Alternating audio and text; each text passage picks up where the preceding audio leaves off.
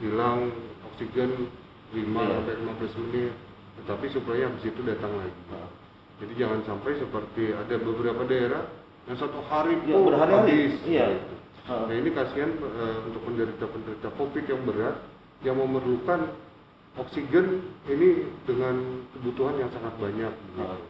Misalnya seperti ventilator. Jadi masyarakat yang menggunakan ventilator, yaitu penggunaannya adalah 20 liter per menit.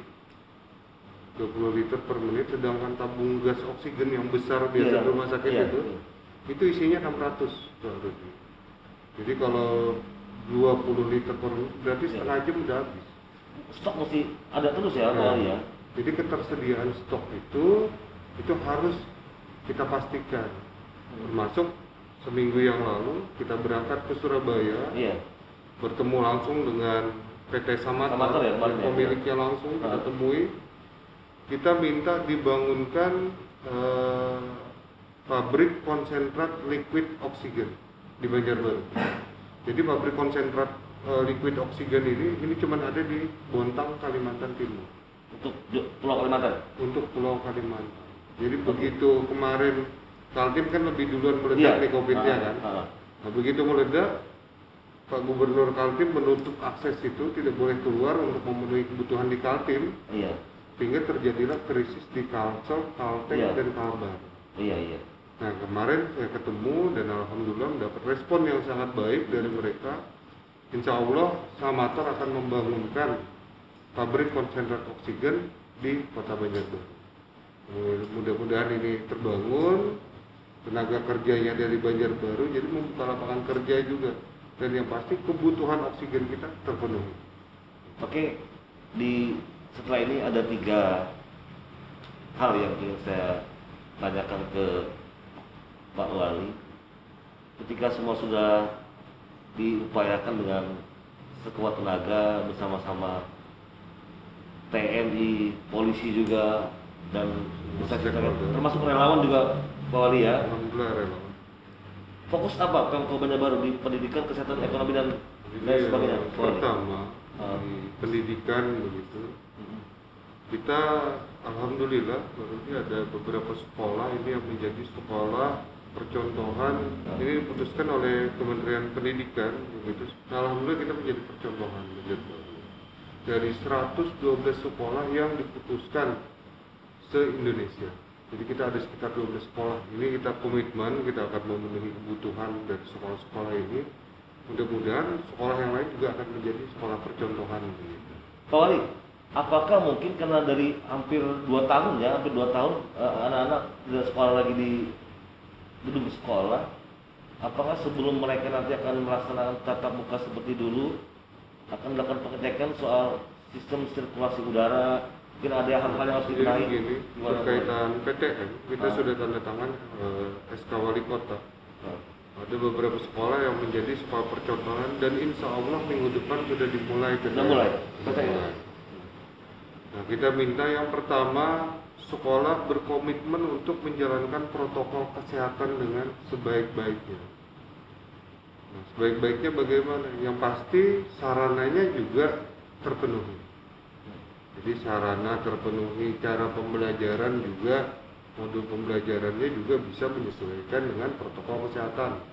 Misalnya kita minta pembelajaran itu tidak mesti dilaksanakan di kelas. Pembelajaran bisa dilaksanakan di luar kelas.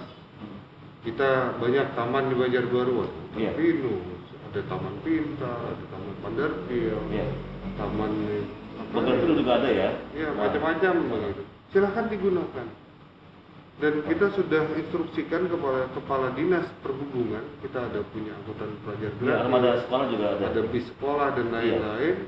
Kalau memang sekolah ini ingin belajar misalnya di Taman Pintar, tinggal hubungi Dinas Perhubungan yang menyiapkan angkutannya dari sekolah ke taman tersebut. Agak menarik, Pak Wali cukup semangat bicara soal ini.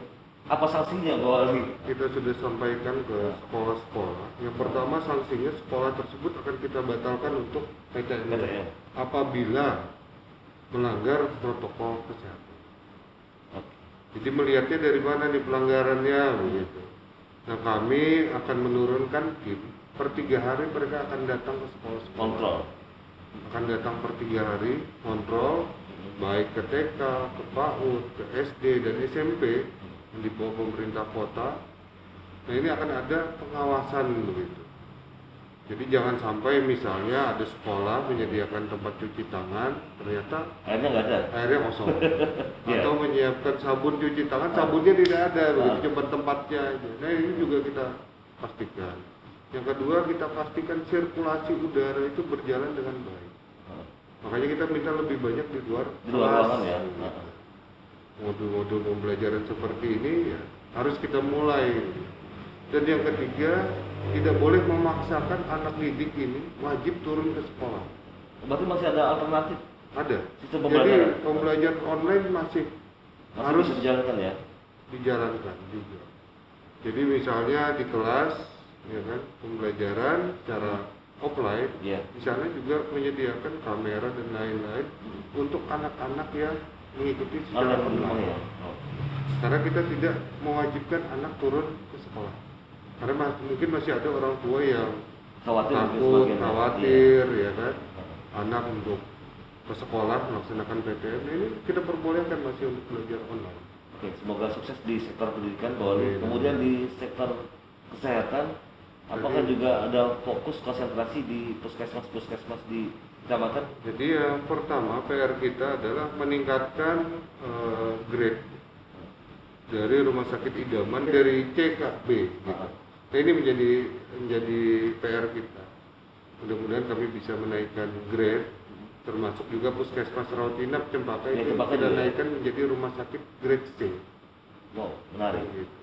Nah, sehingga kalau naik grade, semua fasilitas juga pasti kita akan penuhi, tenaga kesehatan akan kita tambah, terus kita juga minta SOP dan lain-lain untuk dibenahi. Jadi agar masyarakat ini mendapat pelayanan itu yang benar-benar paripurna di rumah sakit kita. Jadi jangan sampai lari ke rumah sakit swasta tadi. Nah, kita ke daerah lain ya Pak Wali. Apalagi daerah lain. Mudah-mudahan ini bisa kita wujudkan. Terakhir juga rumah sakit daerah idaman dapat penghargaan dari BKKBN Pak Wali. Jadi kita sebagai rumah sakit unggulan penyelenggara KB. Ya alhamdulillah begitu. Jadi semua pelayanan KB itu ada di rumah sakit kita hari ini. Menarik, beberapa tidak semua rumah sakit memiliki. Di masa pandemi malah diraih Pak Wali. Ya alhamdulillah kita di saat ini ulun sudah sekitar 7-8 bulan. Ya. Jadi wali kota kita sudah banyak mendapat penghargaan. Jadi seperti Dukcapil bisa, terus minggu depan juga kita akan mendapat Eta Parahita. Terus ya banyak lah penghargaan-penghargaan yang sudah kita dapat begitu di tengah pandemi. Oke, pendidikan, kesehatan sudah, yang paling mendasar lagi adalah soal sektor ekonomi karena warga juga banyak yang bergantung hidupnya dari mungkin berdagang. Apa yang akan dilakukan Pak Wali setelah normal lagi? Pertama, kita sudah menyampaikan kepada DMPTSP pelayanan publik kita untuk mempermudah perizinan kepada pelaku-pelaku usaha atau orang yang ingin melaksanakan usaha. Kita ingin mempermudah pelayanan tersebut begitu. Jadi jangan dipersulit apalagi dipungli begitu. Apalagi dipungli ya? Dipersulit apalagi dipungli. Nah itu jangan ada. Kita sudah minta itu. Jadi tidak ada lagi ini persulit. Dan kalau ada pungli silakan sampaikan ke kami. Insya Allah kami tegas begitu. Kita tidak ingin ada itu. Dan mudah-mudahan dengan ini kita bisa mempercepat perbaikan ekonomi pasca pandemi COVID ini. Amin, semoga Pak. Mudah-mudahan begitu. Nah selain itu juga dalam membantu perekonomian secara global, kita juga meningkatkan sarana prasarana di Kota Banjarbaru. Mungkin Pak Rudi melihat Jalan Panglima Batur sudah kita aspal. Sudah mulus kali. Sudah mulus. Iya. Terus juga sarana lain drainase banyak yang kita perbaiki. Iya. Jembatan sukarelawan yang kemarin roboh karena banjir sudah kembali dibangun lagi Pak Wali. Ya, dan ada beberapa titik pembangunan jalan yang baru di Kota Banjarbaru. Jadi mudah-mudahan dengan adanya pembangunan ini meningkatkan ekonomi Banjarbaru juga begitu. Hingga masyarakat luar ini tertarik untuk investasi, untuk berbelanja, untuk datang kuliner dan lain-lain di Kota Banjarbaru. Dan ekonomi cepat bangkit Pak Wali. Insya Allah.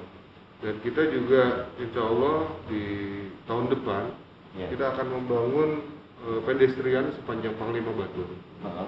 Sepanjang Panglima Batur ini akan kita bangun pedestrian, terus di depan SMP 1 di Janayani itu akan kita bangun JPO, jembatan penyeberangan orang.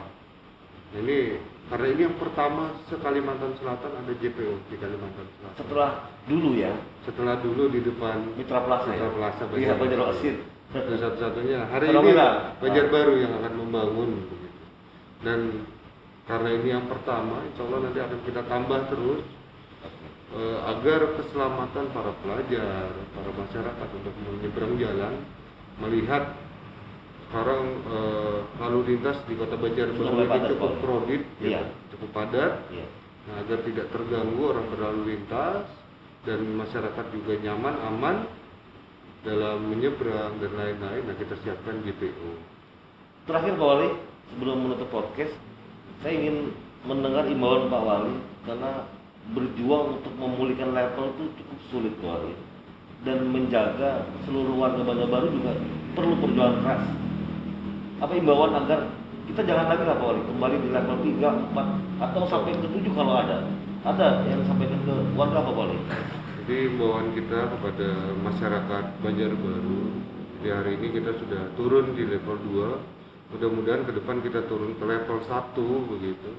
Caranya adalah pertama menjalankan protokol kesehatan secara benar. Jadi menggunakan masker, mencuci tangan, menjaga jarak, menghindari kerumunan, serta mengurangi mobilitas. Karena 5M inilah menjadi indikator utama dalam pelaksanaan penilaian dari PPKM ini. Jadi kita berharap protokol kesehatan tetap berjalan, jangan euforia.